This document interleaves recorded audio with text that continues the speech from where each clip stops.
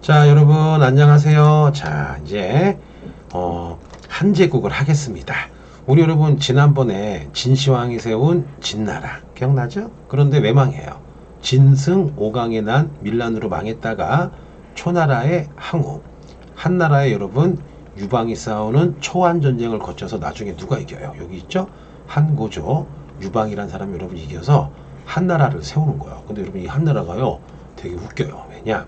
BC 202년에서요 AD 220년 거의 여러분 400년을 넘게 가요. 그래서 이때 중국 문화의 고전 문화가 완성돼서 여러분 우리가 지금도 그 중국 사람들을 무슨 족이라 불러요?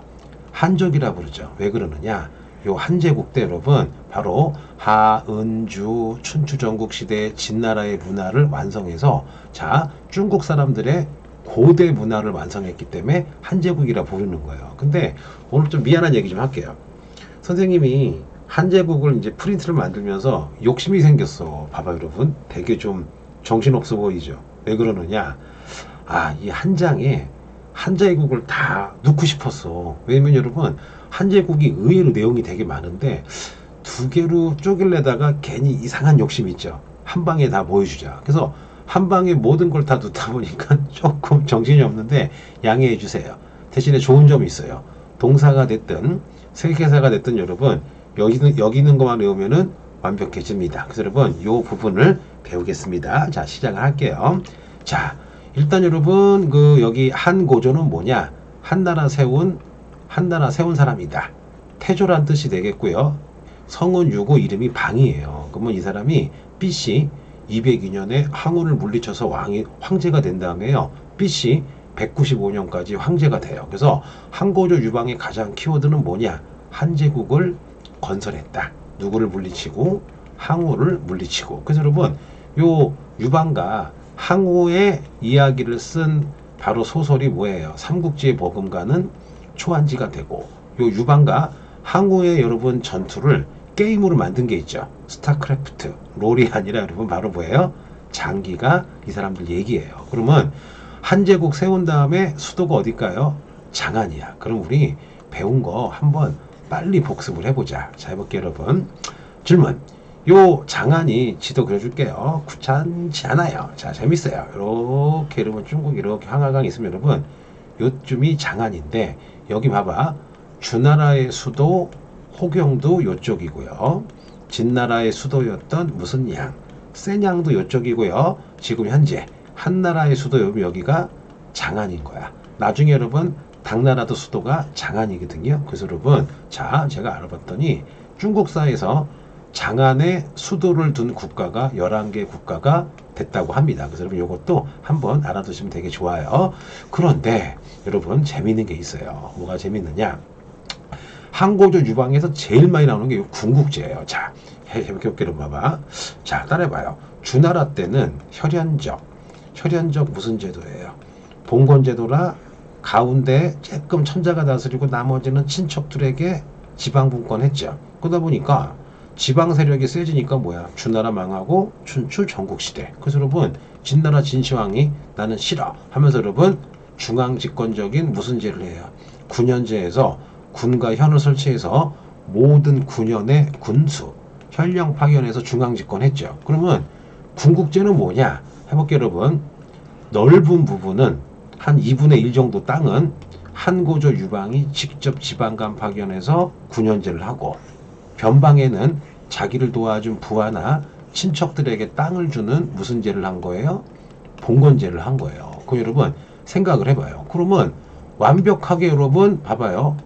군국제는 중앙은 군현제를 하고 지방은 뭐를 제를 했다? 봉건제를 했다. 반반 섞은 거야. 이거 되게 잘 나와요. 그러면 퀴즈. 왜 이렇게 했을까요? 힘이 어중간한 거야.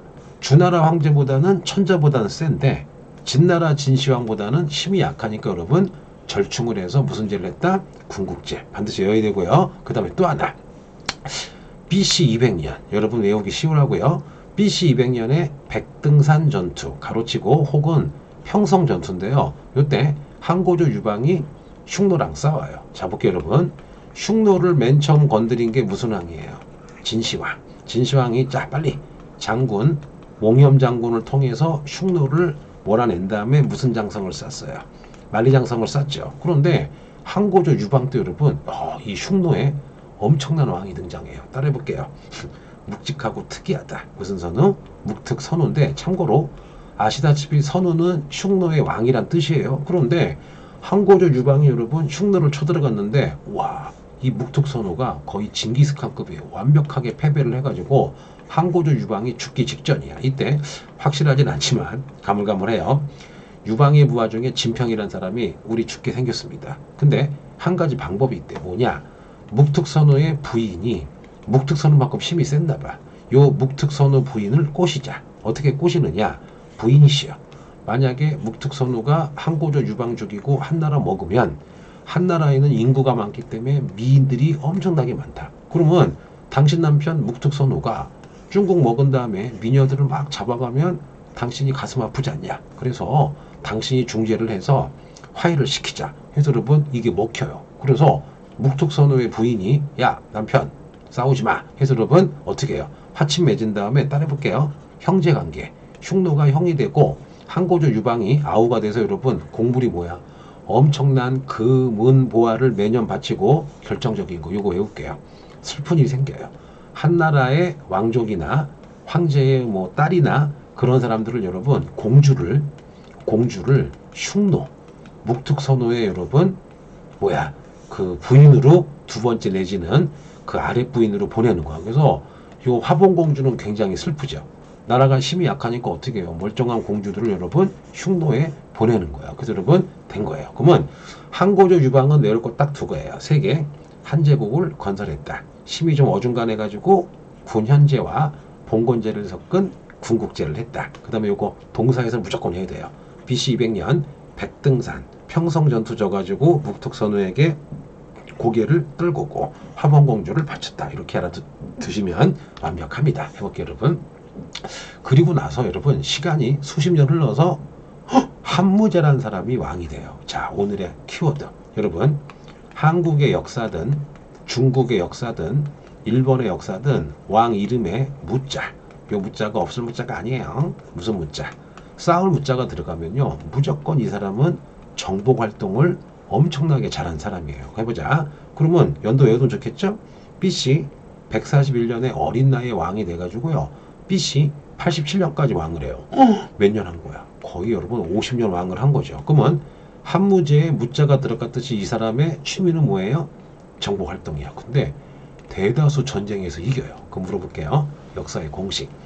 어떤 왕이 정복 활동을 해서 전쟁에 이기면요 황제권이 강화돼요. 반대로 전쟁에 지면 황제권이 약해지고 심지어는 암살당하거나 망하기도 하는데 요 한무제 무자 들어간 만큼 정복 활동을 합니다. 그럼 이 사람은 누구를 치고 싶었느냐?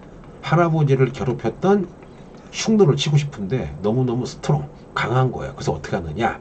BC 139년 봐봐. 한무제의 부하 중에 장동건이 아니에요. 짱건이란 사람을 듣자 했더니 흉노가 월지란 나라를 두드럽해서 월지가 저기 서쪽으로 도망갔다. 그러면 적은 나의 친구니까 한무제가 장건한테 야, 너 월지 가서 동맹 맺고 와라 해서 장건을 보내는데 여러분 요 장건 할아버지 되게 웃겨요. 길치야. 길치가 뭐예요? 길을 잘 몰라. 대월지 가다가 길을 잃어서 엉뚱한 데 갔는데 거기가 어디냐? 흉노에게 가요. 그래서 흉노에게 잡혀서 10년간 인질로 있다가 탈출해서 월지까지 갔는데 동맹은 안 돼요. 대신에 대단한 거야. 뭐냐? 장건이 흉노 견제하려고 대월지 왔다 갔다가 여러분 바로 그 위대한 비단길을 개척합니다. 봐봐요. 그러면 우리가 비단길을 다른 말로 영어로 뭐라 그래요? 무슨 로드, 실크로드 혹은 사막을 거쳐가기 때문에 무슨 길? 사막길이죠. 자, 여러분 이게 어마어마한 게 뭐냐? 비단길로 쭉 서쪽으로 가면요 우리가 흔히 서양이라 그러죠. 중앙아시아 거쳐 좀만 가면은 파르티아라는 나라가 있고 좀만 가면은 서양의 짱인 로마까지 만나는 거예요. 그래서 여러분 자 한무제 이후에 비단길이 처음 개척돼 가지고요 서역의 여러 종교 문화가 들어오게 되는 바탕이 되는 거예요. 그래서 한무제의 키워드 하나 외울게요. 흉노를 견제하려고 장건을 보냈는데 우연히 비단길을 개척했다. 그리고 나서 여러분 힘을 모아가지고요. 그 다음에 뭘 하느냐? 드디어 흉노를 좀 몰아냅니다. 흉노 격파야. 완전 정보는 아니야. 왜냐 여러분 잘 들어봐요.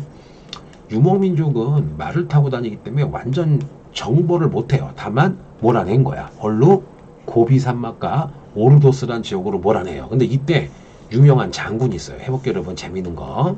자, 진나라 진시황이 흉노를 공격할 때 유명한 장군이 누구예요? 몽염. 몽염하면 진시황이고 이분은 업적이 두 가지예요. 첫째, 지금 얘기했듯이 뭐 했어요? 흉노를 몰아낸 다음에 요분이 무슨 장성을 쌓은 거야? 그렇죠? 만리장성. 그러면 한무제. 한무제도 흉노를 정벌 했는데 두 명 외울게요. 곽거병. 뭐라고요? 곽거병. 그 다음에 여러분 위청수가 아니라 위청이란 장군인데 이걸 왜 하느냐? 세계사야. 특히 동사보다는 세계사에서 몽염 장군 흉노 보여주고 곽거병 위청 보여주고 흉노 보여줘. 그러면 갑자기 멘붕이 오는 거야.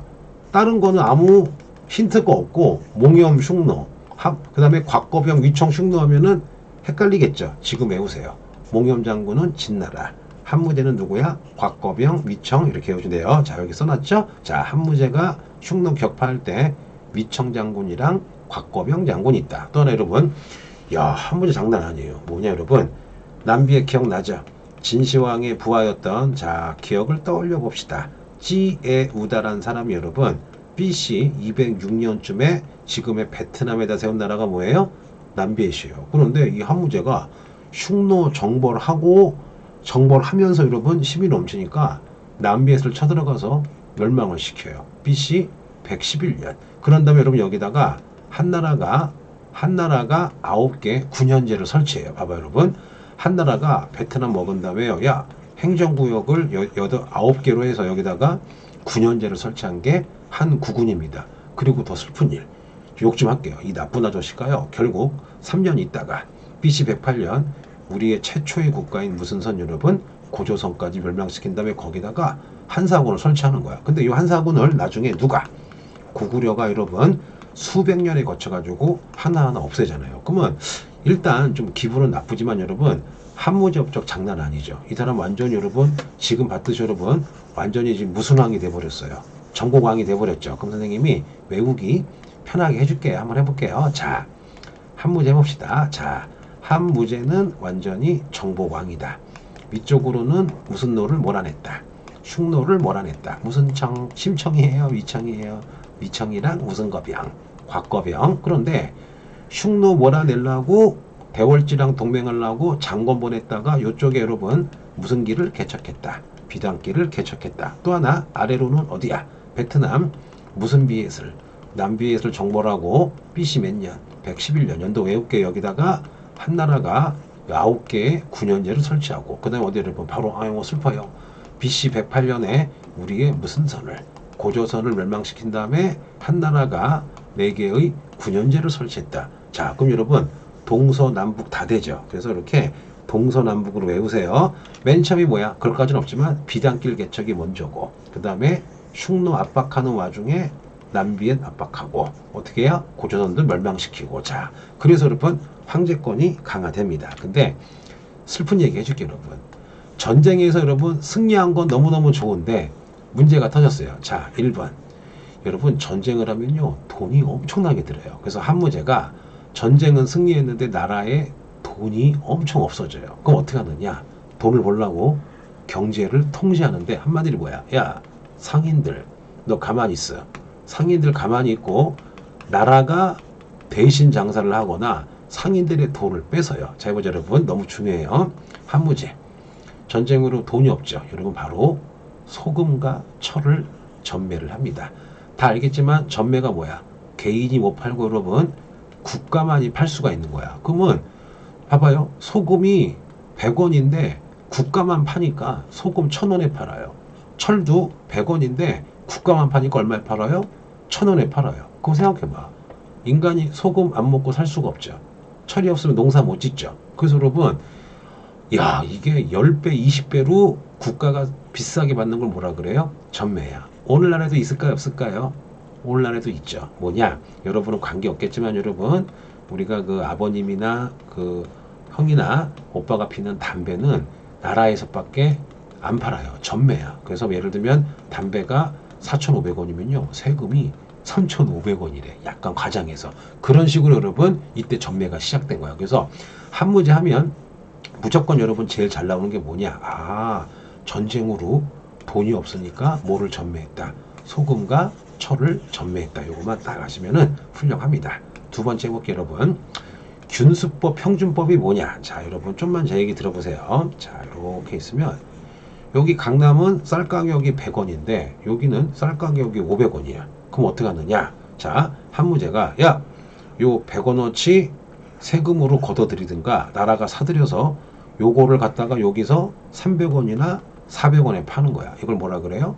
균수법, 평준법이야. 그러면 좋은 점. 여기 500원인데 100원짜리 쌀을 세금으로 걷거나 나라가 사들여서 여기서 300원에 팔면 뭐가 조절되겠어요?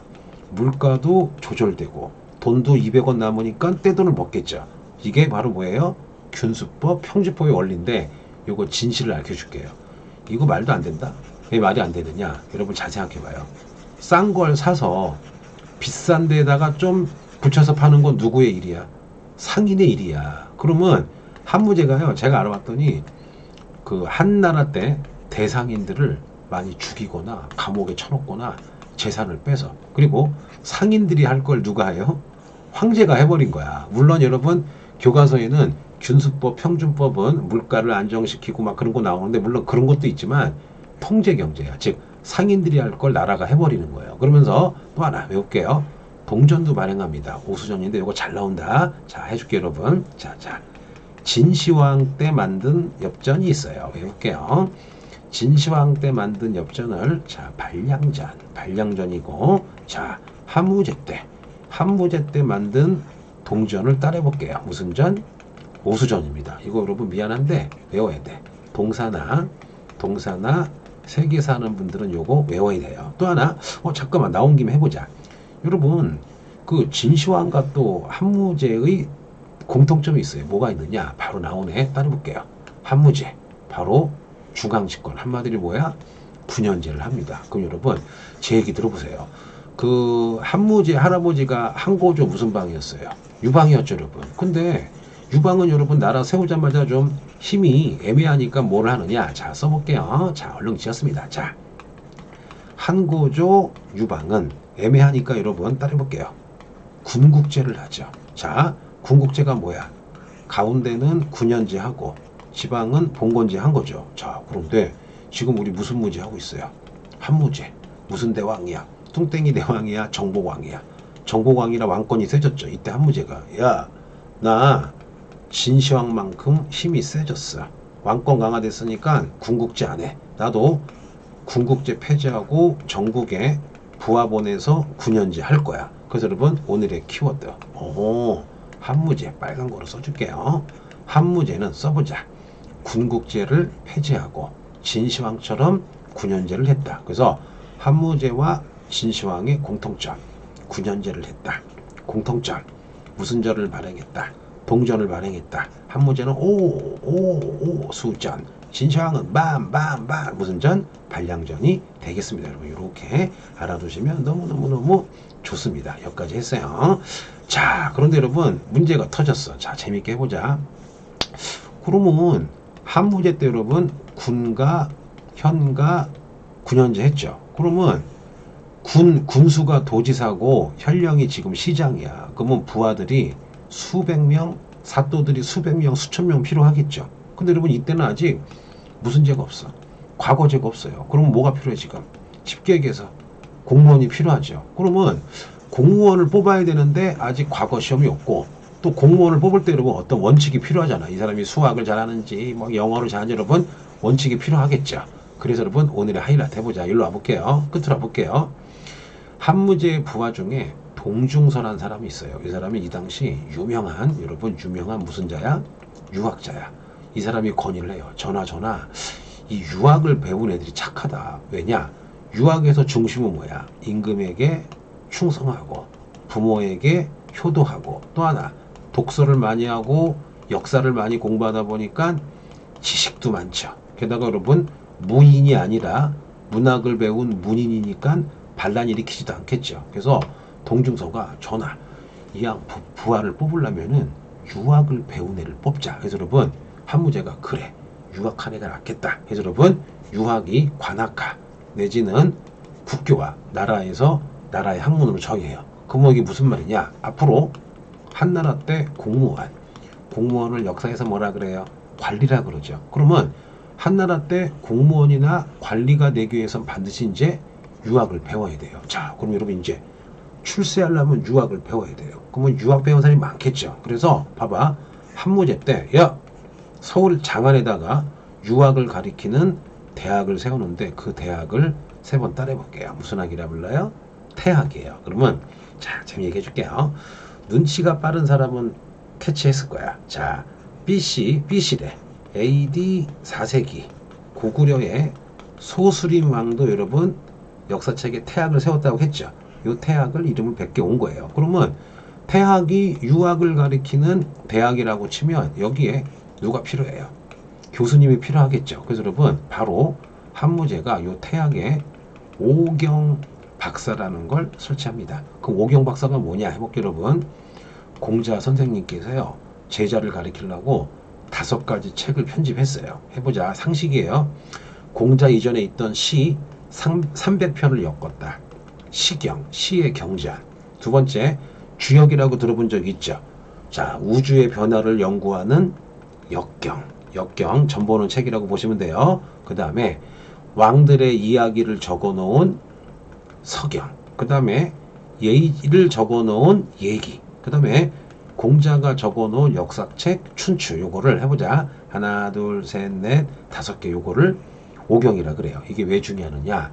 우리 공자님께서 여러분 제자를 가리킬 때 그 교재가 시경, 역경, 서경, 예기, 춘추였어요. 그래서 요 오경을 잘하는 분 박사. 그 여러분 우리 박사가 어디서 나온 거야? 여기서 나온 거야. 그래서 사막 그 한무제 때 따라해 볼게요.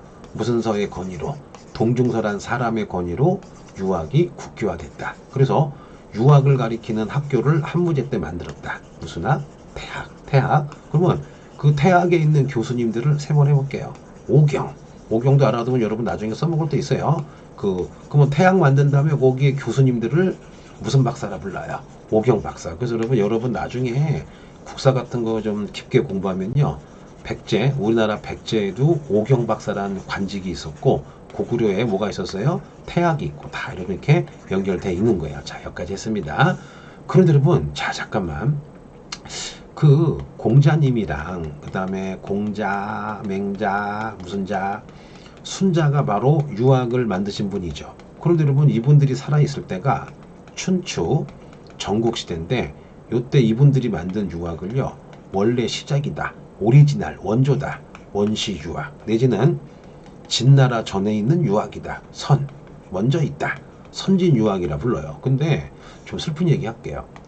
진나라는 오로지 무슨 가만 좋아했어요. 빨간 거 눈 아프다, 다른 거 써야 되겠다, 법가만 좋아했죠 여러분. 그러다 보니까 진시황 때 여러분 좀 슬픈 얘기 할게요. 자, 무슨 경유가 벌어져요? 분서경유죠. 불질르자. 유학책을 분질르고 유학자들을 구덩이 봐서 죽였죠. 그래서 여러분 유학이 많이 쇠퇴했어. 그런데 한무제 때 동중서의 권유로 유학이 관학화됐는데 진나라 때 분서경유로 유교 경전이 많이 사라진 거예요. 그럴 때 여러분 뭐가 등장하느냐? 따라해보자. 고, 학이라는 유학이 나와요. 요 훈고학은 뭐냐? 불타버린 유교 경전을 어서 찾아와서 본드나 딱풀로 그거를 불탄 거나 찢어진 거를 다시 이거를 복구한 다음에 복구된 유교 경전을 다시 한번 우리가 이거를 해석해서 만들자. 이게 바로 훈고학이야. 그러면 잘 생각해봐. 한나라 때 히읗이죠. 한나라 때 유학을 훈고학이라고 그러는데, 자봐 여러분, 우리 그 교회 해보자. 교회도 보면은 자 카톨릭이 있고 여러분 개신교가 있고 뭐 동방 종교가 있듯이 여러 학파가 있잖아요. 그러면 공자님, 맹자님, 순자님 살아있을 때는 이때 유학을 오리지널, 원시 유학, 진나라 전이다, 선진 유학이라고 하지만 한나라 때 유학은 이미 이분 돌아가셨잖아요. 그리고 분서경유로 불탔죠. 그래서 공자, 맹자, 순자 때는 여러분 굉장히 실천성을 강조했는데 훈구학은 일단 책이 없잖아. 분석 행위로. 그래서 어떻게 해요? 야, 불타버리거나 잃어버렸던 유교 경전을 찾아서 복구한 다음에 야, 이거 이런 뜻이 아닐까 해석하는 유학을 훈구학이라 합니다. 그래서 외울게요. 아, 한나라 이후에 중국의 유학은 무슨 학이다? 훈구학이다. 여기까지 이해됐죠, 여러분? 자, 그러면 이제 해볼게요. 그러면 동중서의 권위로 유학이 국교화가 됐어요, 여러분. 그럼 이제 어떻게 해야 돼요, 여러분? 유학이 국교화가 됐으니까 모든 이제 지식인들이 유학을 배워서 출세해야 되겠죠. 그래서 뭐가 나오느냐 해볼게요, 여러분. 자, 여기 향거리선제 이거 여러분 꼭 나와요. 자, 써볼게요. 향거리선제는 여러분 일단 세계사에서는 되게 중요한데요. 문제가 뭐냐? 요즘에 동사에서도 잘 나옵니다. 해보자. 향거리선제는 향촌 시골에서 똑똑한 이거를 두 가지 해볼게요. 효렴이라 그래요. 효렴이 뭐냐? 부모에게 효도하고, 완전히 유교의 핵심이죠? 렴이 뭐야?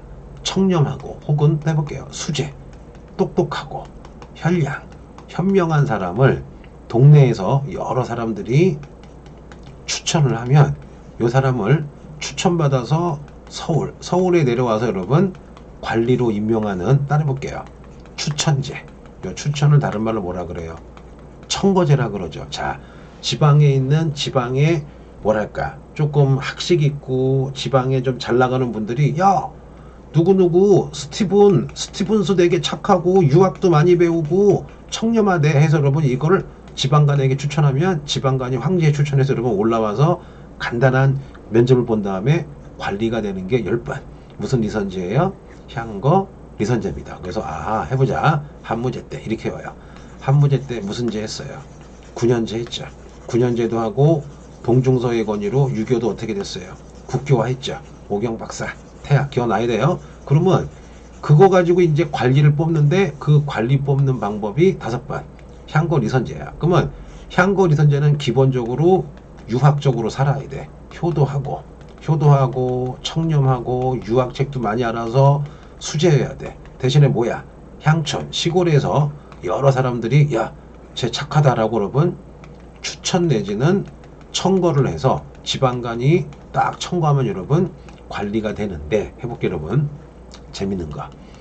진나라와 한나라예요. 지배층은 누구냐? 바로 여러분 지방에 엄청난 땅이랑 군사랑 농장을 가지고 있는 호족들이에요. 그럼 역사에 여러분 호족은 뭐냐? 지방 세력인데 지방에 땅도 엄청나게 있고 대농장 사병도 가지고 있고 여러분 지방에 힘이 센 사람은 호족이라 그래요. 그러면 우리 그 국사로 치면 왕건 들어본 적 있죠. 그러면 향거 리선제를 했는데 호족의 아들들이 주로 청거를 당해요. 왜 그럴까? 첫째, 여러분 지방은 다 누가 꽉 잡고 있어요. 호족이 막강하죠. 또 하나, 호족 돈 많지, 땅도 많지. 그럼 여러분 당연히 호족 자식들은 무술도 배우지만 유학도 가르쳤겠죠. 또 하나, 이 호족이 봐봐. 지방에서 엄청 잘 나가는데 야 얘들아, 니네 이 마을은 내가 짱인 거 알지? 김서방, 박서방, 너 누가 물어보면은 우리 아들 착하고 유교 잘한다고 추천 좀 해라. 안 그러면 너 알지? 여러분 이런 식으로 하다 보니까 향거 리선제를 했더니 호족의 자식이 청구받아 가지고 오히려 호족 세력이 너무 강화돼요. 해볼게요. 아버지 부야. 아버지 호족은 예를 들면 지방에 2만 명의 노비가 있고 1000만 평의 땅이 있고 재산이 5천억이야. 근데 아들은 향거 리선제로 가서 검사가 되고 판사가 되고 장관이 돼봐. 그럼 생각해봐요. 아들은 서울에서 판검사 장관, 아버지는 호족. 그러니까 여러분 나중에 너무 호족이 힘이 세져가지고 누구야? 한나라가 망하는 계기가 되는 것 중에 하나가 무슨 리선제예요? 따라해볼게요. 무슨 리선제? 향거 리선제. 그래서 지금 여러분 되게 중요한 걸 많이 배웠거든요. 그래서 요 강의의 특징은 선생님이 얘기한 대로 이미 웬만큼 알고 있는 사람 기준을 하거든요. 다시 얘기할게요 여러분. 자, 홍보. 자기가 세계사나 동사를 처음 한다. 그러면 왕초보 시리즈가 있거든요. 왕초보 세계사나 왕초보 뭐예요? 동사를 보시고 한 바퀴 돌았다. 고3 때나 고2 때나 한 바퀴 돌았다. 그런 사람들은 보면 좋아요. 근데 제 말이 너무 빠르면은 반드시 왕초보 세계사나 동사를 봐주세요. 자, 시작해보겠습니다. 무조건 나오는 거. 한무제, 소금과 철의 전매, 균수법, 평주법, 오수전 발행. 또 하나 9년제를 실시했다. 누구랑 같아요? 진시황. 그 다음에 더 중요한 거. 향거리선제인데 호족이 더 득세했다. 유학의 간학화, 동중서의 건의, 태학, 오경박사 제일 중요한 거 훈구학. 여러분 무조건 외워야 되거든. 자, 두 번째. 자, 이것도 재밌어요. 여러분 한무제 때 사마천이라는 아주 위대한 학자가 살았어요. 그런데 문제는 뭐냐? 한나라 장군이었던 이릉이란 장군이 흉노랑 열심히 싸워서 엄청나게 이기고 있는데 이 한무제가 사랑하는 여자가 있었어요. 자, 사랑하는 그 왕비 중에 요 왕비의 오빠가 무능력한데 요 한무제 사랑하는 왕비가 어떻게 한무제에게 얘기해가지고 요 오빠가 높은 장군이 돼요. 근데 문제는 뭐냐? 이 장군이 무능해. 그러면 자기는 무능한데 자기 부하인 이릉은 매일마다 막 흉노를 이기니까 지진나는 거야. 왜냐? 봐봐요. 한무제가 만약에 요 왕비의 오빠 장군은 무능력하고 높기만 하고 그 오빠 장군의 부하인 이릉이 매일 이기는 거 알면 얘 잘리겠죠. 그래서 어떻게 하느냐? 어느 날 이릉 장군이 예를 들게 1만 명의 병력 가지고 막 흉노 막 10만 명을 압도하고 있는데 갑자기 요 왕비의 나쁜 오빠가 잘 됐다. 이때 이릉을 죽이자 하고 어떻게 해요? 물이랑 쌀이랑 무기를 공급을 끊어버리고 전혀 안 도와줘요. 그러다 보니까 흉노가 잠깐만 얘네 쌀도 없고 무기도 없네. 흉노가 몰려서 여러분 둘러싸요. 그럼 원래는 요 오빠 장군이 와서 구해줘야 되는데 쌩깐 거야. 이때 흉노가 깨달아요. 아, 이릉 버렸구나. 그래서 막 저 던툴하는데 이릉이 미치겠는 거야. 왜냐? 쌀도 없지, 무기도 없지. 근데 여러분 부하들은 어떻게 해요? 잘못하면 죽겠죠. 이때 이릉이 울면서 부하 살리려고 흉노한테 야, 내가 죽을 테니까 내 부하들은 건들지 말아라 하고 여러분 항복을 해요. 그거를 이 오빠 장군이 한무제에게 뻥쳐요. 전하, 야비한 이릉 장군이 흉노에게 돈을 먹고 항복했다고 막 뻥을 친 거야. 그러니까 바보 같은 한무제가 막 길길이 뛰면서 야, 서울에 있는 이릉의 아빠, 엄마, 아내, 가족, 사돈의 8천, 400명, 500명을 다 죽이래요. 말도 안 되죠, 여러분. 근데 많은 사람들이 이게 거짓말인지 알았는데 왕비가 무서워서 한무제가 무서워서 여러분 아무도 얘기를 안 하는데 바로 누구? 사마천이 손을 딱 드는 거야. 전하, 아닙니다. 이릉은 그럴 사람이 아닙니다. 했더니 막 한무제가 막 감동받아가지고 거짓말이고요. 화날 때 그 얘기하니까 사마천을 잡아다가 사형을 언도하는데 문제는 뭐냐? 사마천 아버지가 여러분 죽을 때 유언이 있어. 사마천 아버지가 쓰다가 만 역사책이 있는데 아버지가 돌아가시면서 아들아 반드시 이 역사책을 완성을 하래요. 근데 사형을 이제 언도받았잖아. 그러면 이 당시에는 사형을 피하려면 두 가지가 있어요. 지금 돈으로 100억의 현금을 내든가 아니면 여러분 궁형에 처해지면 돼요. 그럼 궁형이 뭐야? 남자의 그 상징을 잘라버리는 거죠. 근데 여러분 이때는 10명이 그걸 궁형을 당하면요 8명이 그 출혈로 죽어요.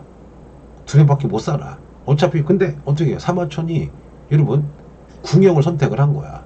그래서 여러분 다행히 살아남아요.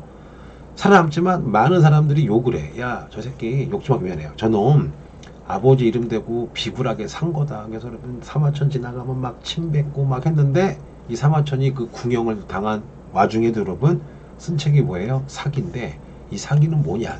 동양 역사에 여러분 완전히 바이블이라고 보시면 돼요. 그럼 해볼게요 여러분. 자, 사마천이 여러분 엄청난 일을 당했어요. 진짜 너무나 슬픈 궁형을 당했지만 역사책인 사기란 책을 써요. 이 사기는 외울게요. 무슨 제 양식이냐? 기전체 양식이에요. 자, 기전을 거꾸로 읽어봐요. 전기물이야. 해볼게요. 나폴레옹 전기. 뭐야? 징기스칸 전기죠. 그러면 기전체는 뭐냐? 인물 중심으로 역사책을 만든 거 해볼게요. 사기를 딱 펼치면 예를 들어 볼게. 김유신전. 사기를 딱 펼치면 무슨 전? 이순신전. 이렇게 기전체 양식은 역사를 전기, 인물 중심으로 쓴 거야. 근데 책이 종류가 여러 가지가 있어. 해볼게요 여러분. 자, 재밌게 해보자. 한 번만 들으면 절대 안 이어져요. 여러분 상식을 동원해보자. 옛날에는 왕이랑 노비랑 밥 같이 안 먹죠.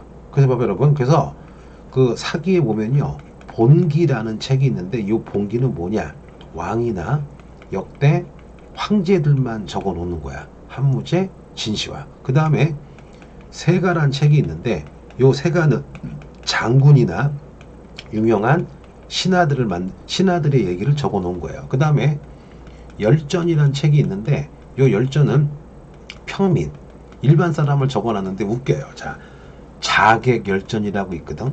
자객열전이 뭐냐? 자객이 킬러죠. 그래서 야, 이 사마천이 대단한 게, 야, 이 자객은 그냥 왕도 아니고 귀족도 아니잖아. 근데 사마천이 보기에는 그 전 시대, 그 시대 자객들을 다 실어 놓은 거야. 그 다음에 뭐 가장 골계 열전인가?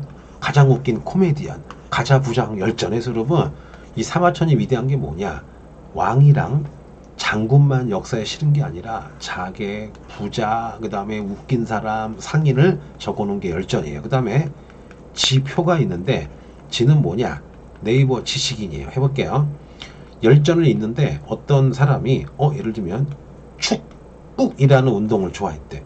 축국이 뭔지 모르죠. 그러면 요 지를 보면 축국이란 남자 여러 명이 가죽 가지고 공을 만들어서 머리나 발로 차는 거다. 이렇게 이러면 알려주는 거고, 표는 뭐냐? 쉬워요. 무슨 항 다음에 무슨 항 다음에 무슨 항. 이렇게 만든 게 뭐예요? 여러분 바로 기전체 양식이에요. 그래서 여러분 이거만 내가 옛날에 한 30분 얘기했거든요. 이제 시간 관계상 빨리 해볼게요. 한무제의 좀 잔인한 업적, 위대한 역사가 사마천을 궁형에 처했지만 사마천이 여러분 뜨거운 어떤 의지 가지고 사기란 역사책을 쓰죠. 그리고 사기의 특징, 전기, 인물 중심이다. 그래서 본기는 왕과 황제, 세가는 귀족, 열전은 평민, 지표 이렇게 하시면 돼요. 여러분 요거 한무제 요거 제일 잘 나오니까 반드시 외워두시면 돼요. 그런데 이제 슬픈 얘기 해볼게요. 한무제가 죽은 이후에요 계속 무능한 황제가 등장해요. 자, 황제가 무능하면 외척이 바로하고 황관이 날뛰겠죠. 또 하나 여러분, 아까 호족들이 무슨 리선제, 향거 리선제로 권력 잡았죠. 그러면 아들이 판검사야, 아들이 여러분 장관이야, 겁먹을 게 없죠. 자, 해볼게요. 여러분 모든 역사의 공식, 왕이나 황제가 약해지고 여러분 특정 호족이나 외척이나 특정 세력이 힘이 세지면요 모든 역사의 특징, 왕이 약해지고 특정 세력이 세지면요 반드시 나오는 거, 농민을 괴롭힙니다. 어떻게 괴롭히느냐? 농민의 토지를 뺏어서 특정 세력이 대농장이나 혹은 이거를 우리가 흔히 장원이라고 부르죠. 그 다음에 농민을 뭐로 만들어요? 노비로 만듭니다. 그러다 보니까 여러분 한무제 사후 한 50년 100년 지나니까 중앙에서는 황관과 외척이 날뛰고 지방에서는요 향거 리선제로 힘이 센 호족들이요 농민 괴롭혀서 대농장을 만들어요. 그러면 대농장이 나왔다는 건 두 가지 의미야. 농민들이 땅 뺏겨서 거지가 되고 또 농민들이 강제로 노비가 된 거야. 이러다가 여러분 좀 심해지면 결국 여러분 뭐가 발생하는 거야? 밀란이 발생을 하게 되는 거예요. 그래서 한무제 때 여러분 완전히 나라가 죽은 다음에 나라가 이제 완전히 좀 개판이 돼가고 있어요. 그래서 오늘의 하이라이트. 그래서 한무제 죽은 다음에 너무 심하니까 몇 년 지나지 않아서 여러분 내가 기억은 안 나는데 BC 7년이니까 한무제 죽은 지 80년 뒤에 애제일 거야. 애제란 황제가 야 안되겠다, 한전제라는 법을 만듭니다. 자, 따라해 볼게요. 요 한전제가 뭐냐? 지금 현재 호족들이 너무 농민들의 땅을 뺏어가지고 무슨 농장? 대농장이 발달했죠. 그럼 누가 몰락한 거야? 농민 몰락한 거죠. 그래서 한전제가 뭐냐? 제한하다. 호족이 토지를 가지는 것을 제한하는 게 여러분 무슨 제예요? 한전제예요. 그래서 야 호족들 더 이상 토지 갖지 마 해서 여러분 한전제 했는데 웬걸 조금 되다가 실패해요. 왜? 호족이 너무 힘이 센 거야. 그래서 여러분 자 오늘 여기까지 했는데요 너무 기니까 내가 나눠서 할게요 여러분. 그래서 오늘 고생 많았고 다음에 왕왕부터 다시 하겠습니다. 자 다음 시간에 뵙겠습니다. 고맙습니다.